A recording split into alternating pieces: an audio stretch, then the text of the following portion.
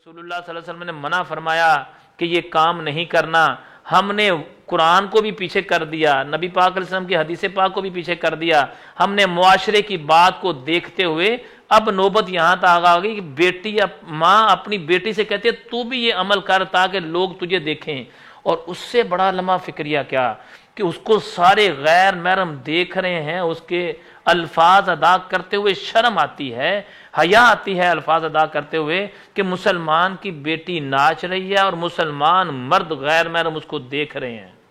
استغفر اللہ، استغفر اللہ۔ نوبت پھر یہاں تک آ گئی۔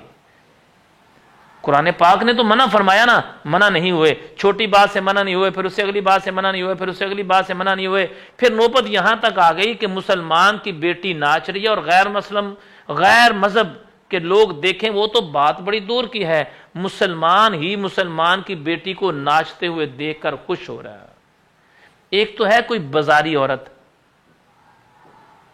ایک ہے کوئی غلط عورت، وہ بھی گناہ، وہ بھی حرام، وہ بھی منع۔ ایک ہے شریف گھرانوں کی عورتیں جو پردہ کرنے والی، جو نقاب لینے والی، گھر میں کوئی رشتہ دار آ جائے تو فوراً دوسرے کمرے میں چلے جانے والی، ان خواتین کی بات کر رہا ہوں جو شریف گھرانوں میں شریف کہلاتی ہیں، شریف گھرانوں کے لوگ ہیں، ان کی بات کر رہا ہوں۔ معاشرے نے اجازت دے دی، ہم نے عمل کر لیا، قرآن پاک نے اور نبی پاک علیہ السلام نے منع فرمایا، ہم نے اس کو چھوڑ دیا۔ نقصان کیا ہوا؟ نقصان، اچھا پھر کیا کہہ رہے ہیں؟ پتہ نہیں اسی کیڑا کام کر لیا سا، پتہ نہیں اللہ نو کیڑی گل بھیڑی لگ گئی ہے، پتہ نہیں کیا ہو گیا، اللہ تعالیٰ کو کون سی بات بری لگ گئی ہے۔ مسلمان کی بیٹی کسی کی شادی پر یا شادی کے علاوہ کسی فنکشن پر تیار ہو کے اور مردوں میں یا عورتوں میں بیٹھ کر ناچے، کتنا بڑا گناہ ہے۔ پھر سوچیں کیا پھر بلڈ کینسر ہوگا کہ نہیں ہوگا؟ پھر سوچیں پھر ٹیومر، کینسر کی رسولیاں بنے گی کہ نہیں بنے گی؟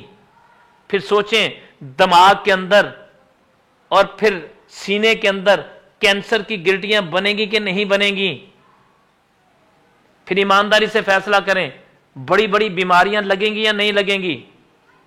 پھر ایمانداری سے فیصلہ کریں، جس بچی کی ماں اپنی آنکھوں سے دیکھے، بچی سے کہے کہ تو ناچ، اور جو بیٹی تیل مہندی پر یہ عمل کرے، بار بار یہ لفظ کہتے ہوئے شرم آتی ہے، جو بیٹی بار بار یہ عمل کرے، اس کے گھر میں جب اولاد ہوگی، اس کی جب شادی ہوگی تو اپنی بیٹی کو کیا بے حیائی سے روکے گی؟ وہ